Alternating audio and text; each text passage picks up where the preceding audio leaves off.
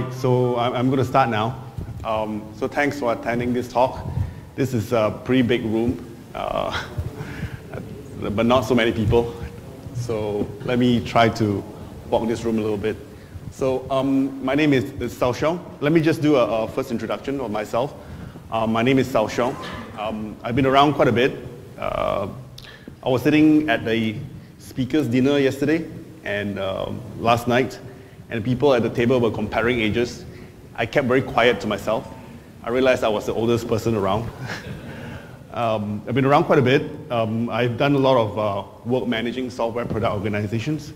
I also speak at multiple conferences, and I also organize a couple of conferences. In fact, I organized the GopherConf Singapore just upstairs last month. And I wrote a number of programming books. Most of these books are actually in Ruby. I picked up Go about maybe 3 years back.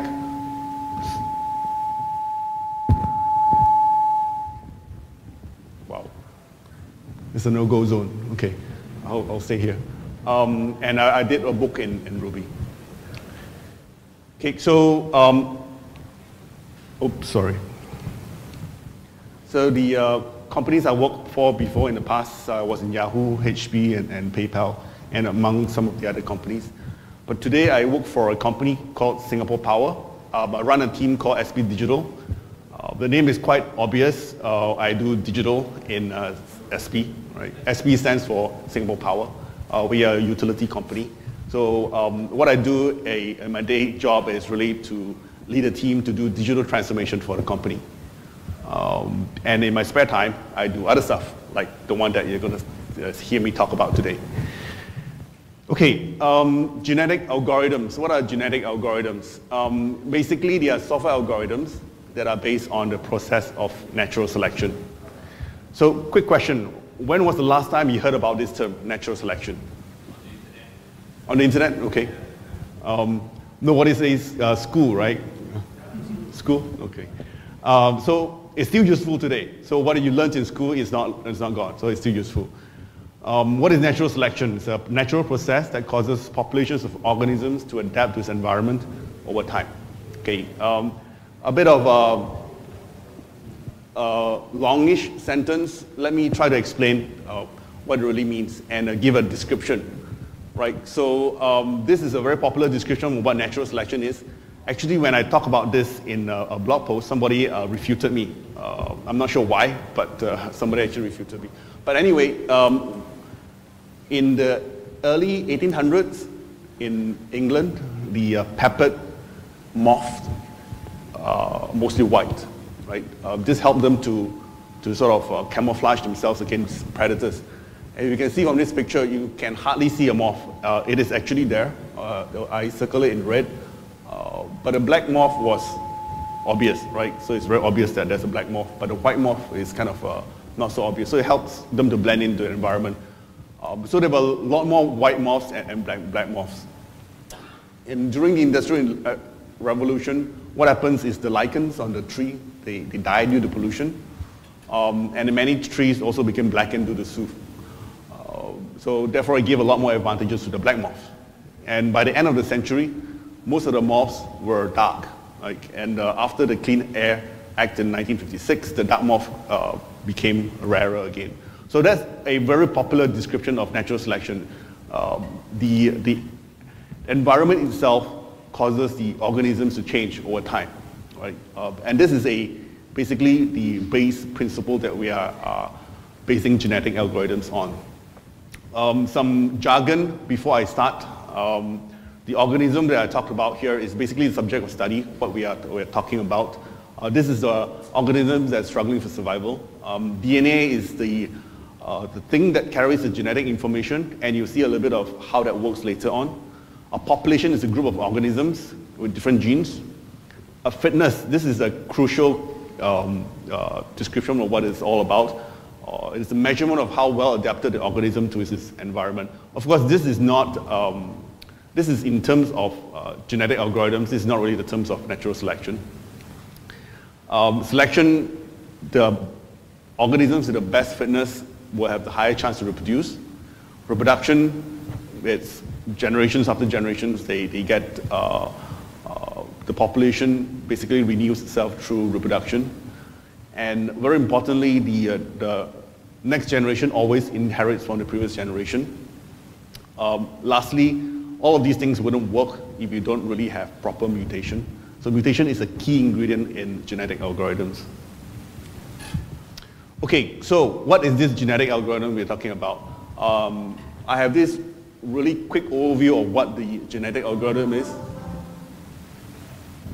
I swear to you, I did not sing that.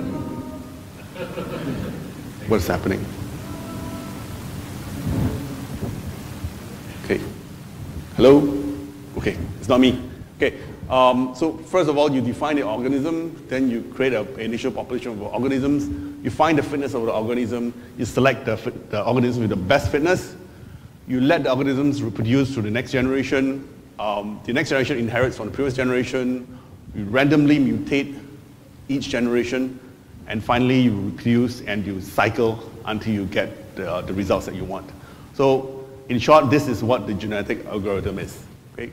Very simplistic overview of what it is. There are a lot of other intricacies in it, but essentially what I'm going to describe today is based on this. All right, so genetic algorithms, what good is it? It solves problems, right? So the first problem that I wanted to show how we can use genetic algorithms to solve problems is this infinite monkey problem. Infinite number of monkeys sitting on an infinite number of typewriters randomly hitting keys, given enough time, will eventually reproduce the complete works of Shakespeare. So that's the definition. Yes, possible. No, not possible. So let's look at this problem. Let's look at this very simple phrase, to be or not to be. Anyone remember where this came from? Shakespeare, definitely, but which part of Shakespeare? Trick question. Sorry? Close. That's the tragedy, but it's Hamlet. Okay. So what's the probability of randomly typing exact sequence out? Anyone wants to take a guess? What do you think? Yes, 18 characters. If you do 1 over 26, if I say just take the alphabet, and I ignore the space, 1 over 26 multiplied by 1 over 26 and so on to the power of 18. It's 1 out of 29 billion trillion. Right, it's a lot. The zeros at the back is because I ran out of my computer couldn't actually generate the numbers. So it's actually not that particular number. If the monkey type a letter every second, there's 1 chance out of that number that we type it out, that code. And what is that number? It's about 934 trillion years. Okay, just that phrase. So obviously it is a lot of monkeys and probably not going to work. Genetic algorithms to rescue, and this is what we're trying to solve. So let's start with the algorithm. Let's start with defining the organism. Oh, by the way, this is a very important question I forgot to ask earlier on. So I'm doing this entirely in Go, and I realize this is not a Go conference exactly. So how many of you actually know Go? Oh, wow, nice. Thank you. Great. So let's start with defining organism. The organism is very simple. We have DNA, we have fitness. DNA is a byte array. Fitness is float 64. Okay. So the fitness is how well the DNA matches the phrase to be or not to be. Okay. So you create initial population of organisms, and very simply, it's randomly creating it. And I calculate the fitness for every organism. So the fitness of the organism is how closely it matches to the phrase.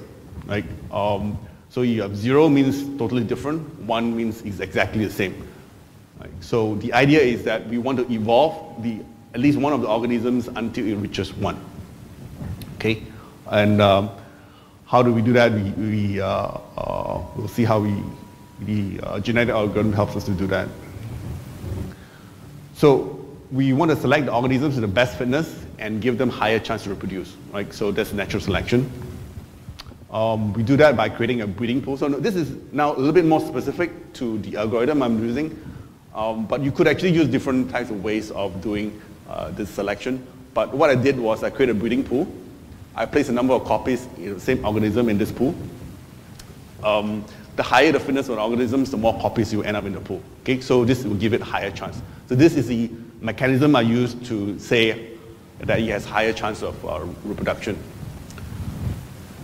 Okay, and then passes on the DNA to the next generation. Okay, so that's creating the pool.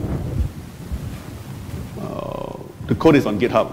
I'm just flashing it just to show you that this actual code. You know. Create a generation for populations from the selected best fit organisms. So I randomly pick 2 of the parents and create the next generation. How do I do that? Remember, the DNA is basically a sequence of bytes.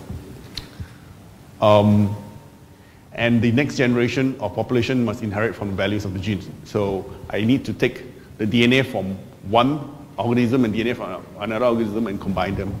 So let's see how this is done. Randomly select 2 parents from the breeding pool. So this is parent 1 to the left and parent 2 on the right. Randomly select the midpoint. Combine the 2 DNA fragments to form a child.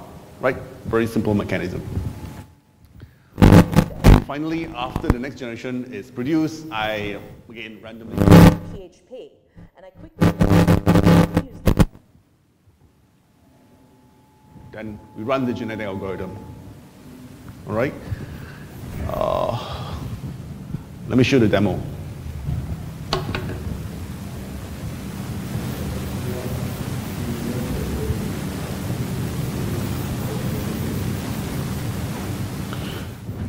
Okay, so this is the code.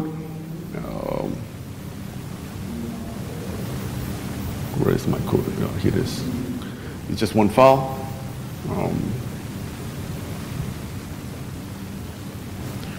All right, this is the main code.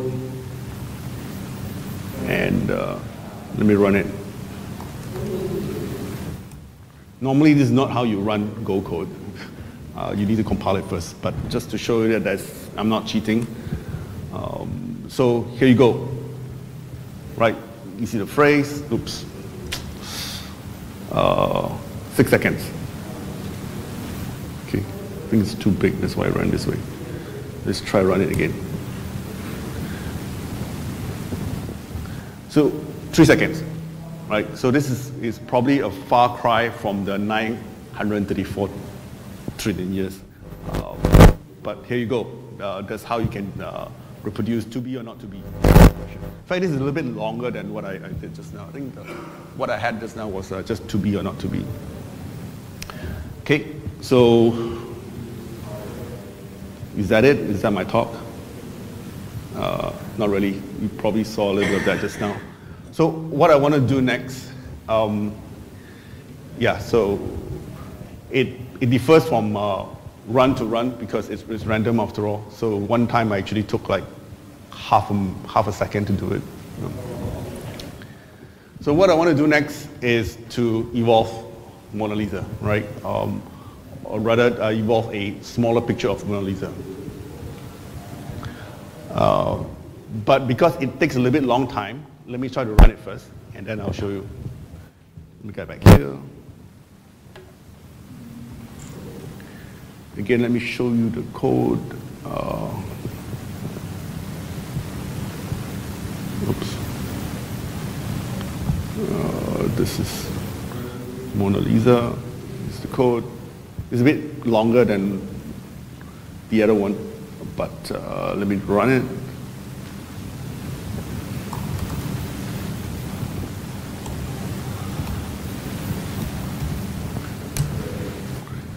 Okay, and let's go.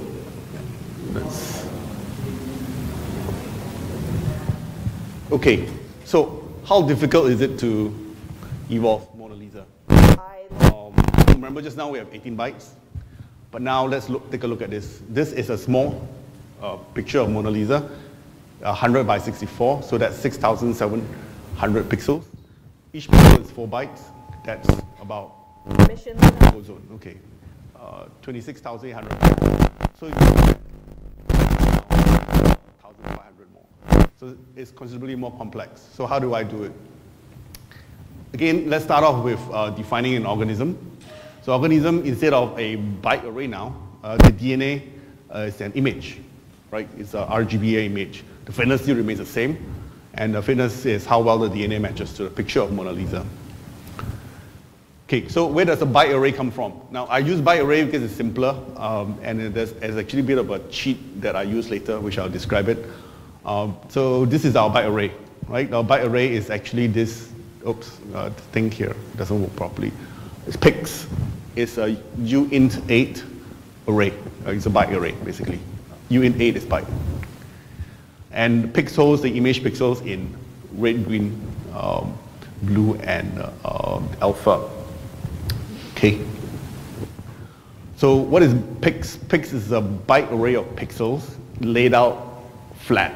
Right? It's just an array with a lot of bytes.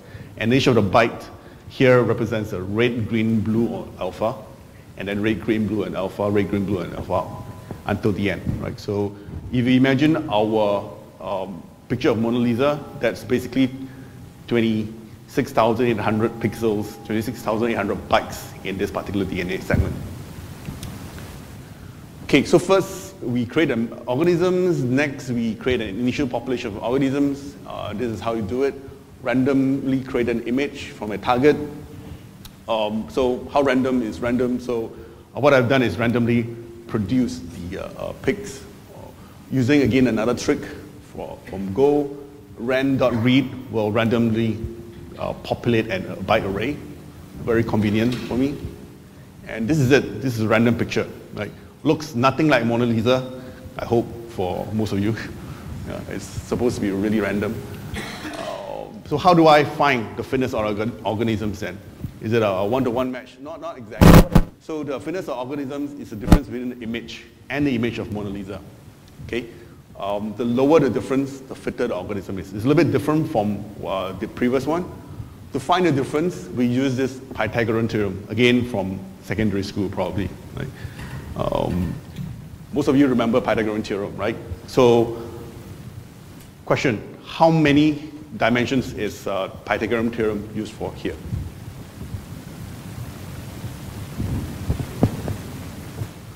Three dimensions? No. It's two dimensions, right? It's a point.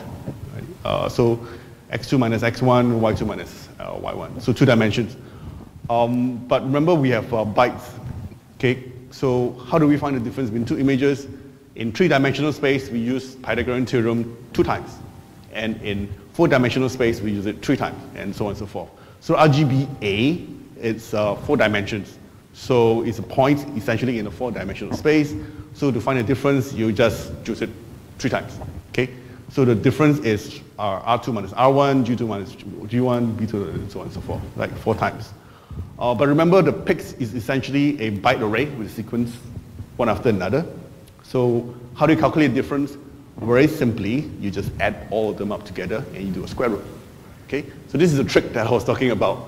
It's basically a trick to make life easier for me, but it works pretty well. Using the PIX trick to find the difference, this is the code.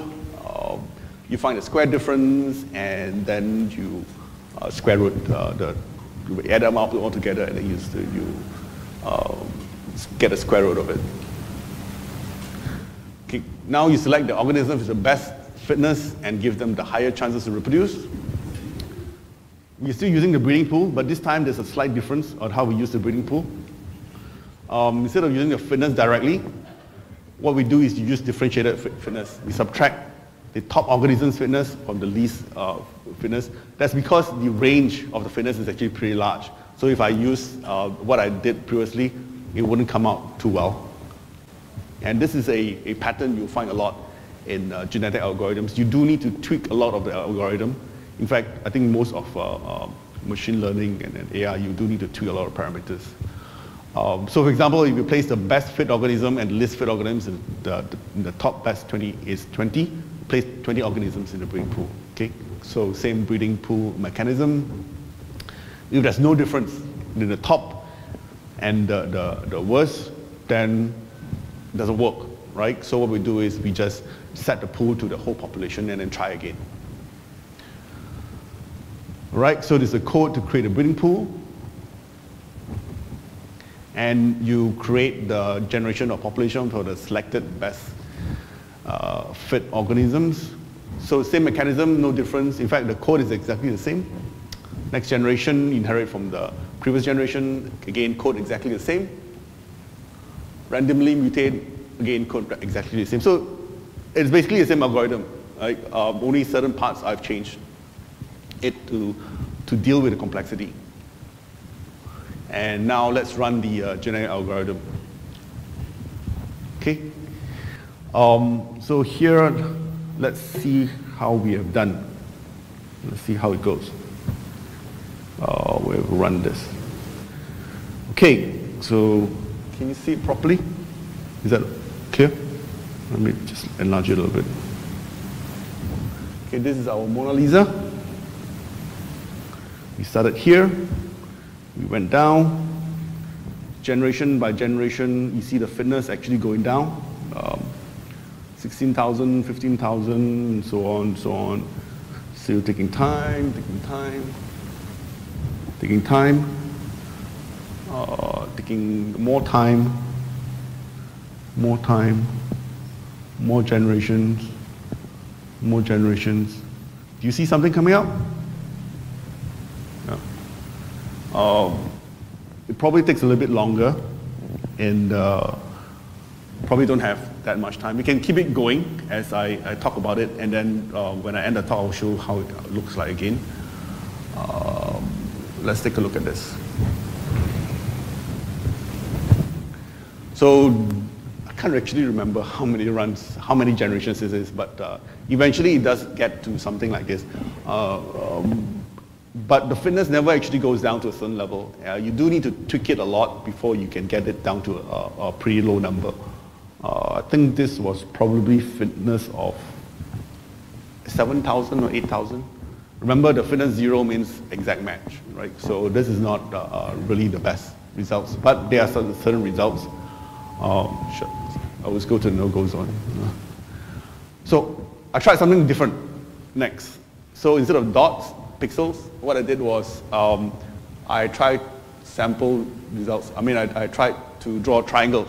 So I randomly draw triangles on the page, and then I draw more triangles, and I evolve those triangles, right? And over time, do you see Mona Lisa? I think you need to screen really hard to see it, but it's sort of a little bit like Mona Lisa. Triangles didn't really work too well. I tried the same thing with drawing circles, right? And overlapping circles and so on. Sort of like Mona Lisa, but I think pixels work sort of best because they are the smallest. Okay, so that's what I did for genetic algorithms. I hope you enjoyed it. The code is here, and I did a blog post on this as well. Anyone has any questions for me?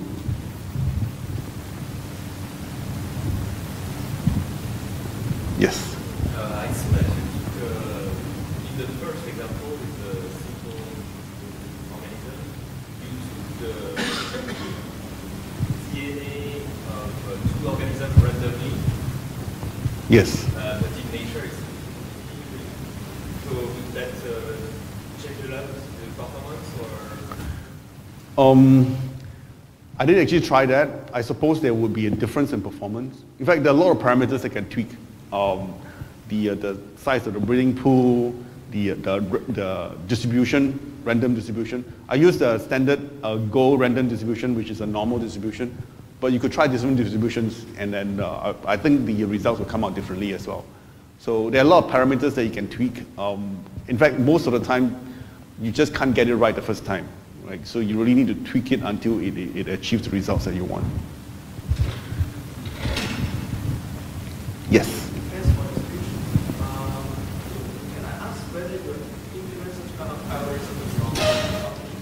No, no. So I've not used genetic algorithms in what I do, primarily because there is no particular match. Right? We use other machine learning algorithms.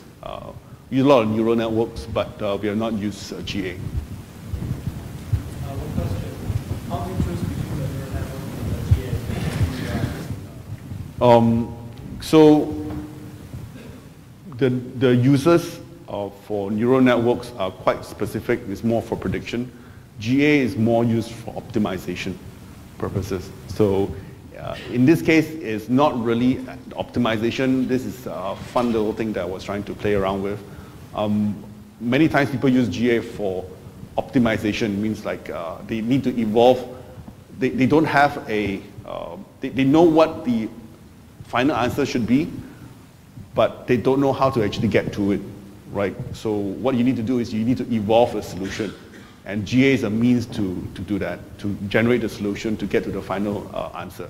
Very similar here. I know what the end goal is. The end goal is Mona Lisa, but I don't really know how to get to Mona Lisa, right? So what I do is I try to evolve the mechanism such that you will achieve Mona Lisa, right? Similarly, a lot of the problems is I know what I want in the end, but I don't know how to get to it. Therefore, I try to create a generic algorithm that will evolve a solution for me. And after the solution has been evolved, I will take this solution and I will run it, and that will be how I would continue to generate the results that I want. Right? Whereas neural networks is really more for prediction, classification, prediction, and so on. Is your code current or sequential? Sequential. Yeah. You tried current version? No. I could. And I could evolve probably different generations to it. But generally speaking, evolution, natural selection is not something that's concurrent, right? So it evolves, it takes time to evolve. So that's the reason why I did. And the other reason is I want to keep it simple, right? This short talk, in fact. The last time I gave this talk, it was half an hour. So I am given double the amount of time now. I'm just trying to stretch it out. Yes?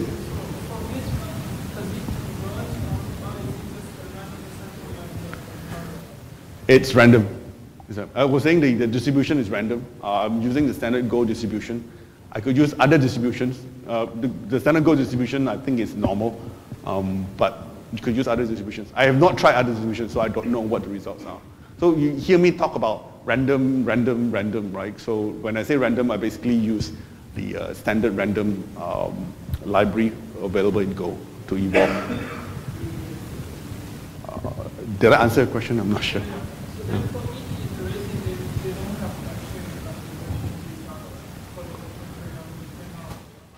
Oh, they have relationship with each other. That's why it evolves, right? Every generation inherits from the previous generation. Yeah, that's why, I mean, that's a necessity because otherwise you can't evolve. You need to say every generation gets a little bit better, then you introduce mutation, right? Because if you don't have mutation, then you can never get out of whatever you're dealt with, the initial deck of cards you're dealt with, or the initial deck of pixels that I'm dealt with. Are you able to compute the derivative of your function and effectively evolves to gradient descent or stochastic gradient descent? Different algorithm. Different algorithm. Yeah. This is completely different thing. Yeah, I think this is not the same as GA. It's converging to a goal, but we're not considering the rate of change towards the goal. No. In fact, I don't know what the rate of change is. The way that I can affect the rate of change is basically to tweak the parameters. And I don't know what the actual algorithm is, right? So I can't find a derivative of that. The whole idea is I need to actually evolve a solution. In fact, if you're talking about the SGA and so on, for a neural network, there are research on how you use that to, instead of using gradient descent and back propagation, you evolve using GA. But I think it will take a really, really long time. Gradient descent is a better algorithm for neural networks. Other questions? Still have 25 minutes. Yeah. Let's see how Mona Lisa is doing. Oh, yeah. Let's do that.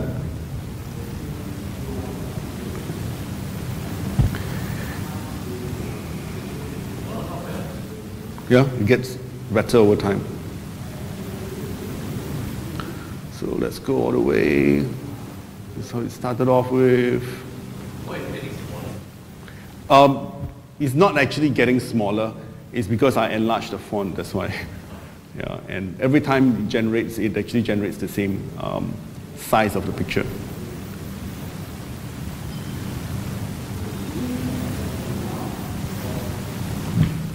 So it does get better over time.